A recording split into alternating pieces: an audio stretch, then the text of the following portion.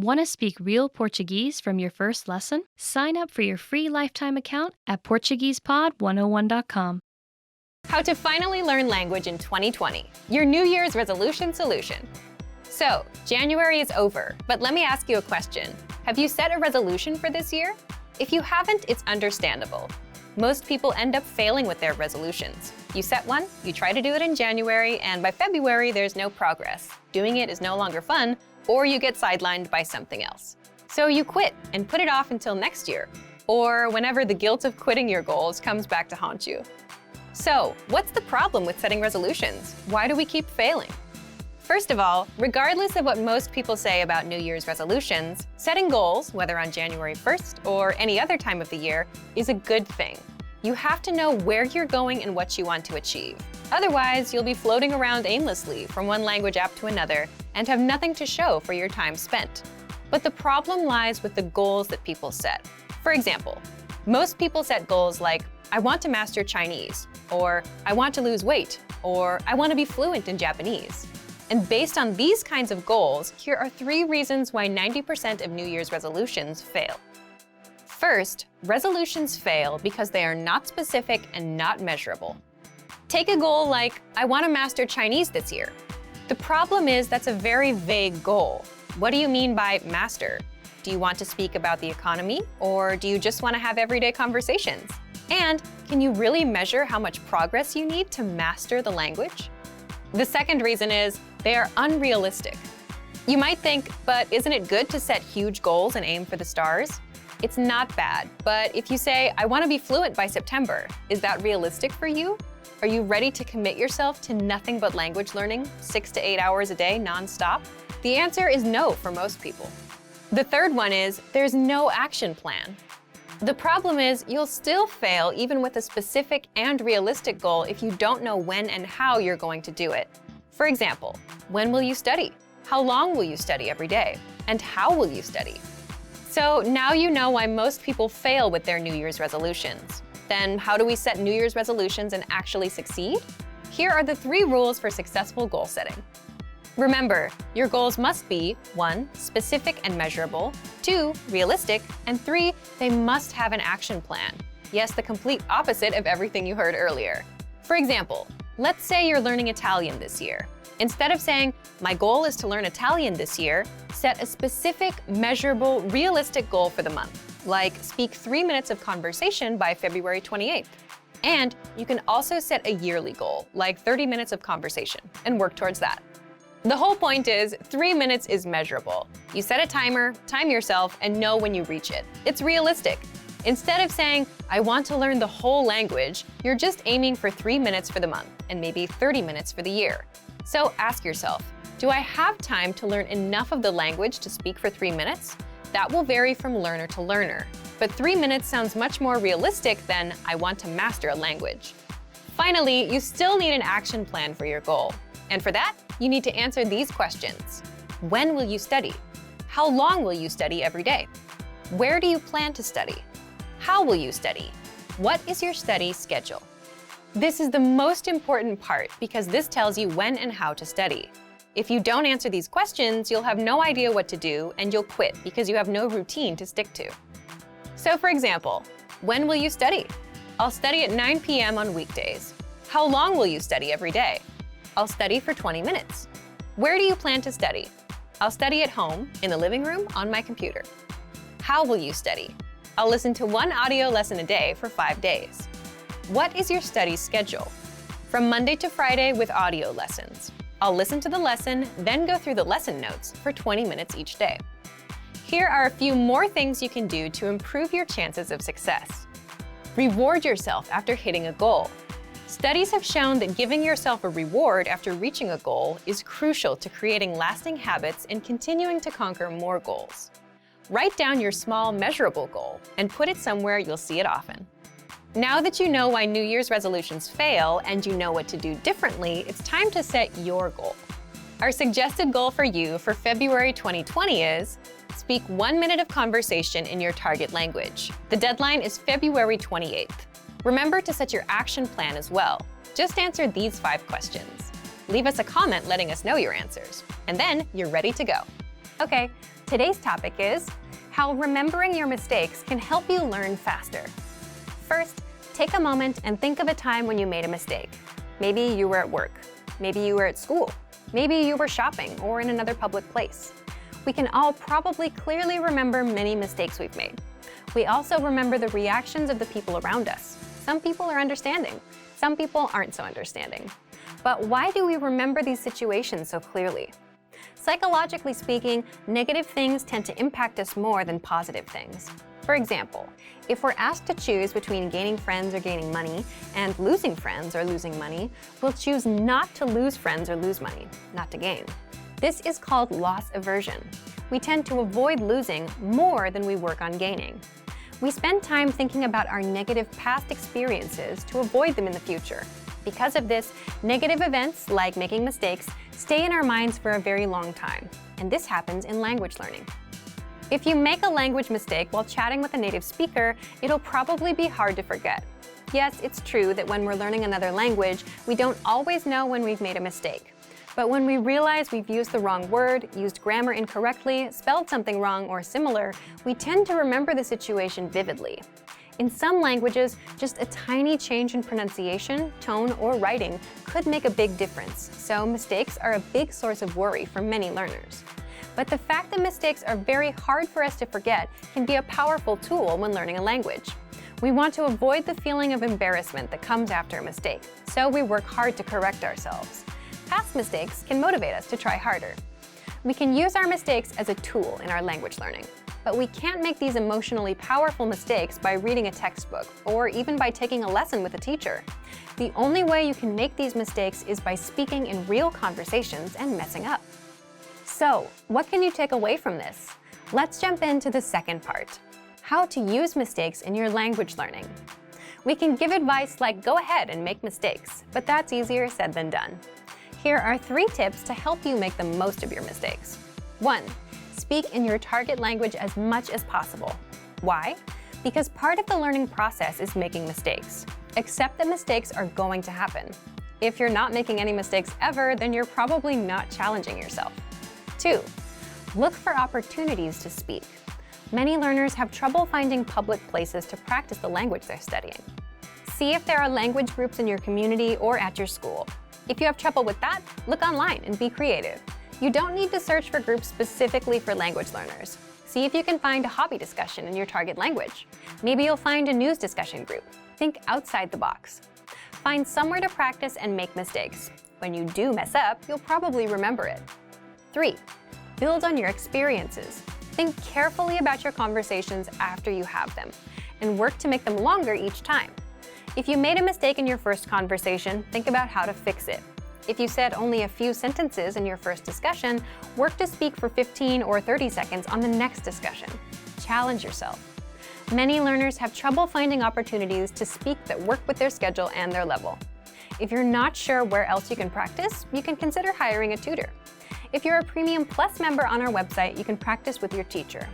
It's still important, where possible, to practice and make mistakes in real-life situations. This will help you to more carefully reflect on your conversations and work to improve.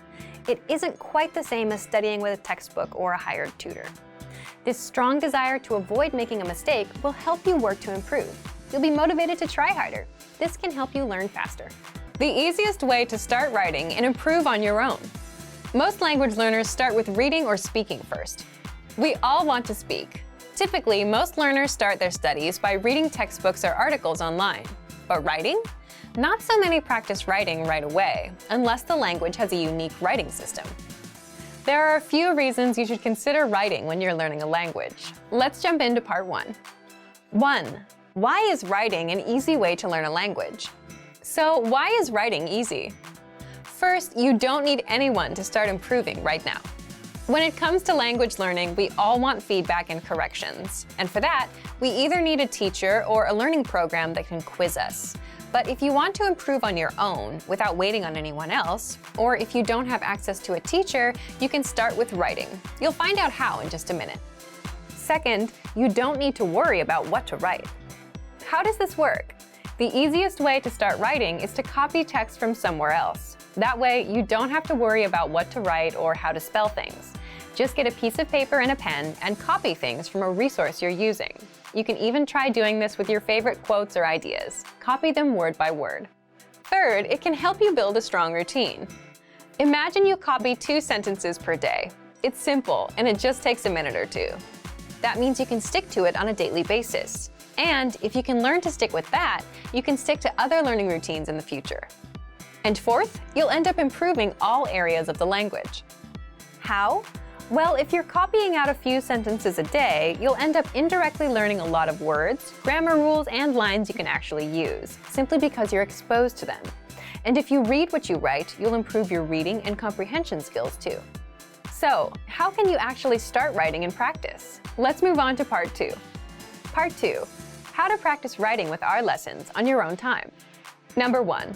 If you're taking our lessons, write out the phrases, sentences, and conversations by hand. This means writing every phrase and sentence that you learn in the lessons by hand in a notebook. You can also write out the conversations in the dialogue study tool, example sentences from the lesson notes, words and phrases from our vocabulary lists, and words and sentences from the Daily Dose app and the Word of the Day. Number 2. Write short sentences to your Premium Plus teacher. If you're a Premium Plus member, write a message and send it to your Premium Plus teacher for review.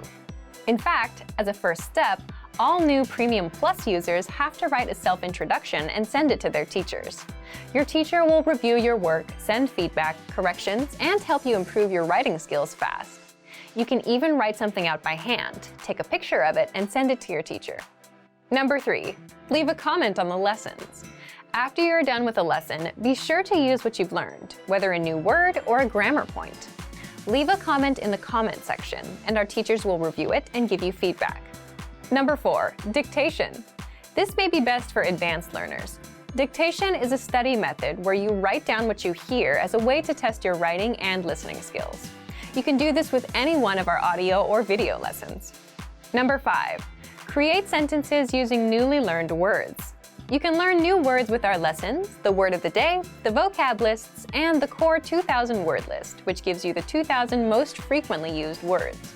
And, as mentioned before, you can also leave comments for our teachers to review. Number 6. Take the writing quizzes. With every lesson, you'll get review quizzes to help you master what you've learned. Just scroll down to the vocabulary section or click on vocabulary. Then, click on Take a Quiz, and that's it. Now you know how to improve your target language on your own. Just copy things out. If you're having a hard time sticking with language learning, you'll find out how to fix it now. Let's jump into the first part. 1. How to map your routine and set your schedule. First, here's a quick question for you. Which of these would you rather have? A.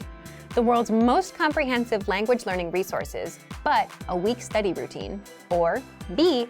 A strong study routine and average resources. Leave your answer in the comments. But there is a correct answer here. You want a strong study routine. Why? You can have the best app or textbook in the world, but if you don't use it because you don't have a learning routine or a habit, you won't learn anything. If you have a strong routine and work ethic and just a dictionary and internet access, you'll learn more than someone with the best program and no routine. The point is, we are creatures of routines and habits, and our habits can be used for good or bad. They make us or break us. For example, if you have a bad habit, like going to bed at 4 a.m., you'll always feel tired when you wake up for work or school in the morning. If you have a good habit, like exercising regularly, you'll have energy and good health. Once we have a routine, we tend to stick to it. If it's a bad routine, it can do a lot of damage. But if it's a good routine, it can help us enjoy incredible results. We can also use routines to our advantage by applying them to work toward our goals, like language learning. How do you create a strong language learning routine? Here's one way to do it. First, write down your current daily schedule. For example, 7 a.m. I wake up. 8 a.m. I leave the house. 8:20 to 8:50 I'm on the train. 9:10 a.m. I arrive at work. 1 p.m. I go to lunch, and so on. Write out your daily schedule for the whole week. Make it detailed. If you write out your schedule, you can see your existing daily routine. You can see where you can fit language learning into your existing routine, the routine that you're used to, instead of trying to create a new routine. Why does this matter? For example, some people will look at their schedule and see that they wake up at 8 a.m. They think that if they wake up at 7 a.m., they can have an extra hour for language learning. But for many of us, that approach usually doesn't work because it's not something we're used to. You're trying to wake up early so you can learn a language. You're trying to implement two brand new routines that you're not used to. For many people, this results in failure. Even if you do wake up at 7 a.m., will you get out of bed immediately and jump straight to learning every day? Or will you lose motivation after a few days because you missed that hour of sleep? So map out your weekly schedule. Once you understand where your time goes, find an existing part of your routine that you can fit language learning into. For example, if you take the train in the morning, you can use that existing routine and learn some language during that time. If you always eat lunch at 1 p.m., watch a video lesson during your break. If you always cook at 8 p.m., play some audio lessons in the background. If at first you have to start with multitasking, it's better than nothing. You can at least get used to being exposed to the language while you work on dedicating more time and attention to it. Now, let's jump into part 2. 2.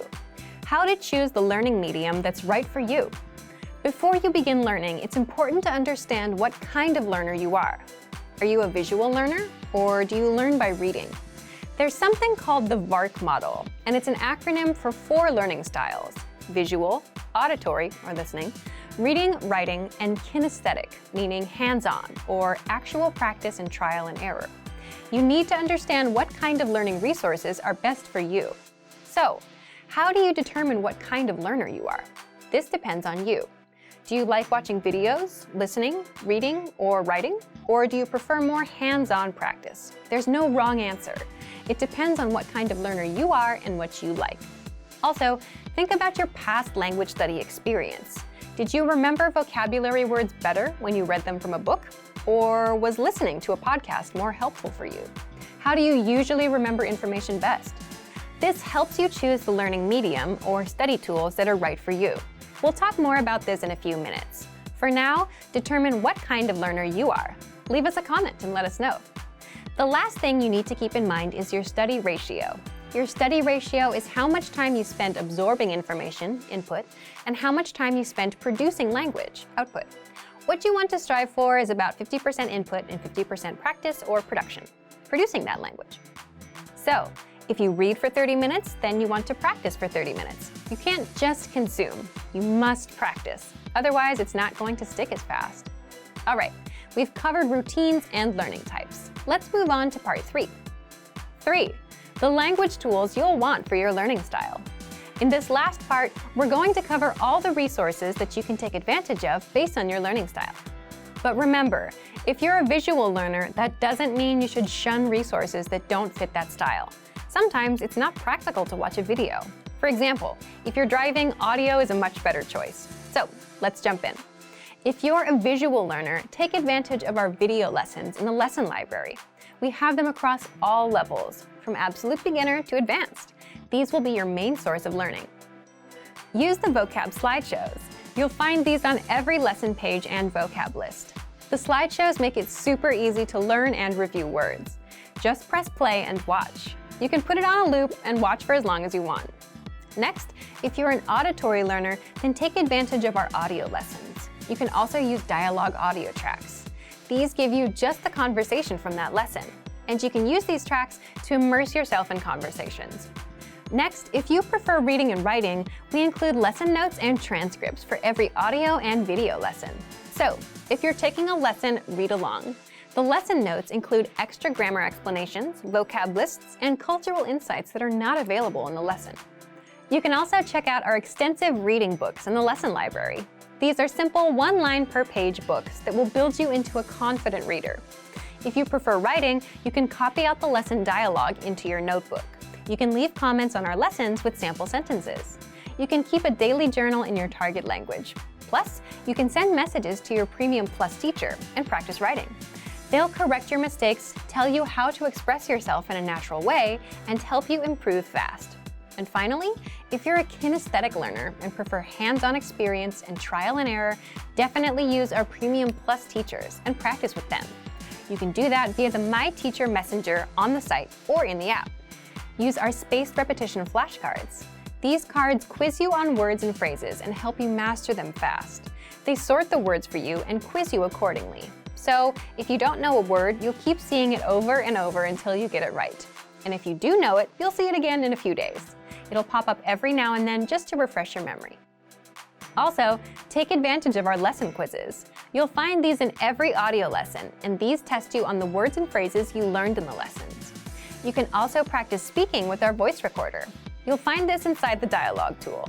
You can record yourself and compare with native speakers. You can keep practicing until you can say the lesson dialogue at a native level. There are tools for every learning style. So, today you learned 1.